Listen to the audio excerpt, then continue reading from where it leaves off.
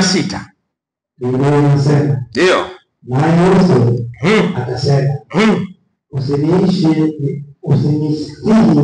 nikuache, ndio, nigeuke nisifuatane nawe, maana wewe Mungu wako utakwenda, ndio, na wewe ukaapo utakaa, watu wako watakuwa watu wako, ndio, na Mungu wako atakuwa Mungu wako.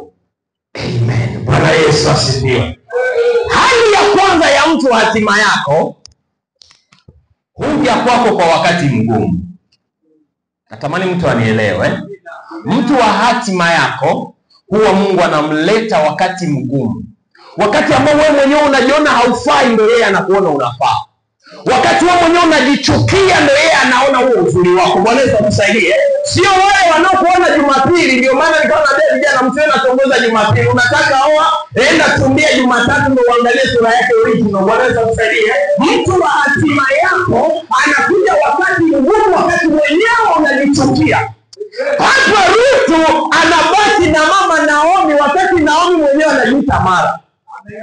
Yeye mwenyewe anajiita machungu, lakini Rutu anasema sikuache. Haleluya. Mtu wa hatima yake. Hatima yako katika hali ya mtu ni mtu anayekuja wakati mgumu. Unajua kuna wakati ambao watu wanakusimanga hadi wewe mwenyewe unajichukia.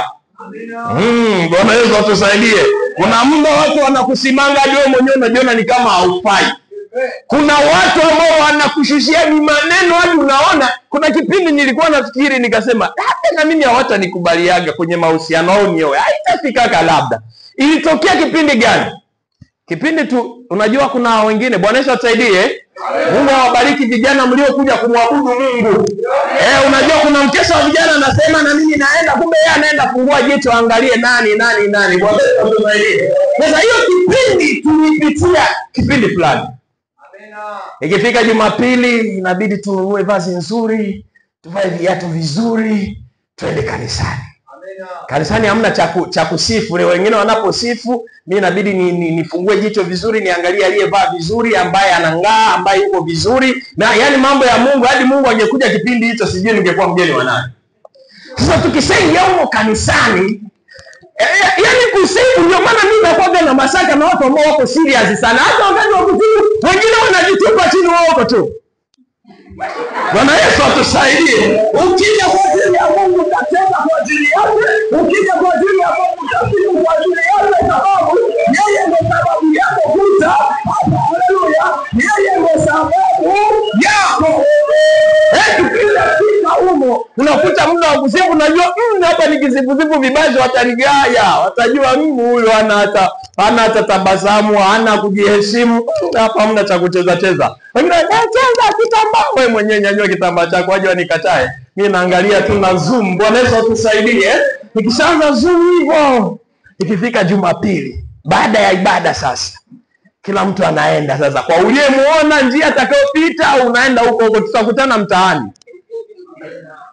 Sasa kilichokuwa nauma jamani ni wakati wenzangu wananiletea ripoti. Ataniambia Rodrigue, mimi nilichukia yule binti. Mmoja ataniambia mimi hapo amenikubali.